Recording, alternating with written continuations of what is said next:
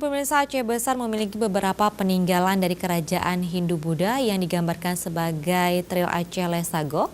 Dan salah satu bukti sejarah tersebut adalah Benteng Indrapatra yang berlokasi di Ladong, Kecamatan Masjid Raya, Aceh Besar.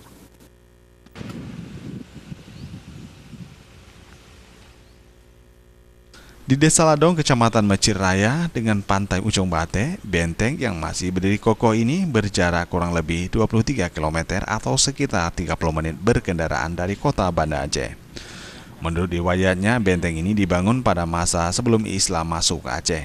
Ketika itu masa kerajaan Hindu pertama di Aceh, yaitu Kerajaan Lamuri, pada abad ke-7 Masehi, oleh putra Raja Harsha, keluarga Hindu dari India, yang melarikan diri akibat serangan bangsa Huna pada tahun 604 Masehi. Setelah Islam masuk ke Aceh, bangunan ini beralih fungsi menjadi masjid sekaligus benteng pertahanannya. Ada dua benteng yang masih berdiri kokoh hingga sekarang di situs sejarah ini. Benteng utara berukuran 70 x 70 meter dengan ketinggian 4 meter dan ketebalan sekitar 2 meter. Pada bagian lain juga terdapat lubang pengintai yang menghadap ke laut.